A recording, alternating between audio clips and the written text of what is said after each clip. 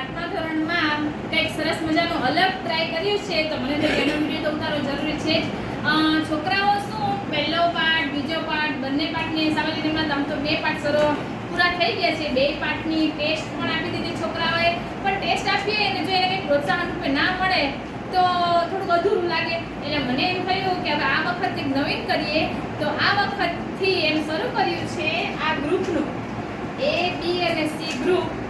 એમાં ધારો કે 25 માર્કની ટેસ્ટ લઉં અને એમાં 20 થી ઉપર જેને માર્ક આવે એ બધાને A ગ્રુપમાં, પછી 20 થી 15 ની વચ્ચે આવે તો એ B ગ્રુપમાં, અને 15 થી નીચે આવે તો બધાને C ગ્રુપમાં રાખેલ છે. અમુક એવા વિદ્યાર્થીઓ પણ છે જે ટેસ્ટ આપી શકતા નથી સામાજિક વિજ્ઞાનની, તો એને D ગ્રુપમાં રાખેલ છે, પણ અહીંયા D ગ્રુપ બતાવેલું નથી. એ પણ ધીમે ધીમે C ગ્રુપમાં આવવાની કોશિશ કરશે ત્યારે અહીંયા આવી જશે.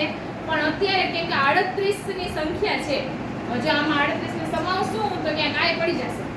એટલે આમાંથી અડધા જણા છે એ અહીંયા આ બોર્ડમાં નહીં હોય, પણ જે ચમકતા તારલાઓ છે, જે સરસ મજાની ટેસ્ટ આપી છે અને અહીંયા ગ્રુપ સુધી પહોંચવાની એટલી મહેનત કરી છે, તો એને તમને બતાવવા જરૂરી છે જ. તો ચાલો શરૂ કરીએ. એ ગ્રુપ વાળાથી શરૂ કરીએ. સૌથી પહેલા એ ગ્રુપના જે બધા તારલાઓ છે હું નામ વાઇઝ બોલાવીશ. અમે આવી સરસ મજાની સ્ટીક બનાવી છે, સ્ટીકમાં નામ લખેલું છે. જે સ્ટીકમાં નામ કહું એ માણસ છે, વિદ્યાર્થી છે, અહીંયા આવશે અને પોતાના સ્વહસ્તે પોતાને એ ગ્રુપમાં સામેલ કરશે. તો ચાલો આ હક એને જ આપીએ. સૌથી પહેલું નામ આવી ગયું છે મધુ. તો આવો મધુબેન.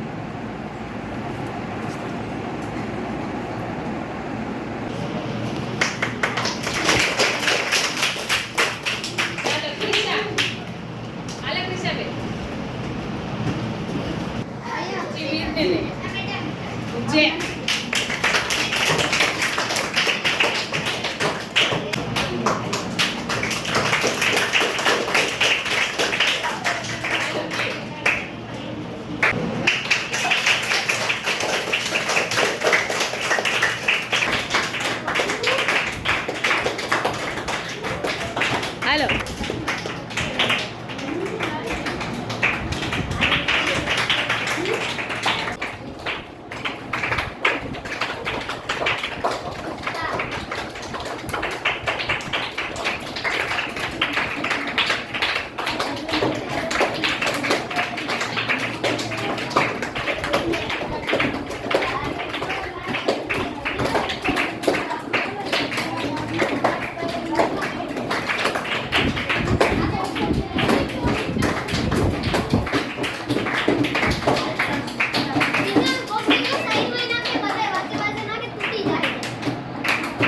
પણ હવે અંદર જ નથી જતો. ઊભી રહે, ઊભી રહે.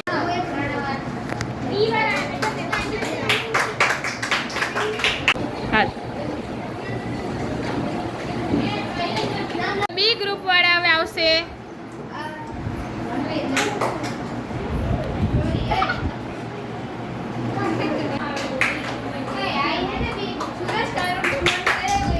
પણ આ બે એમ ભેગા રાખે.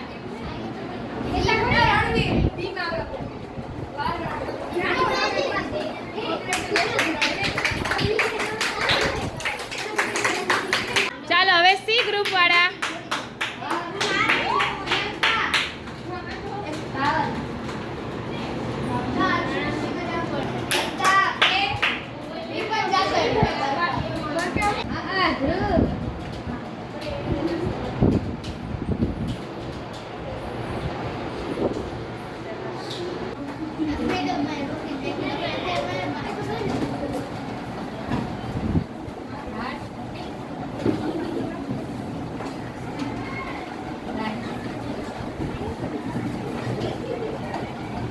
પણ આમ તો મોટું બતાવો.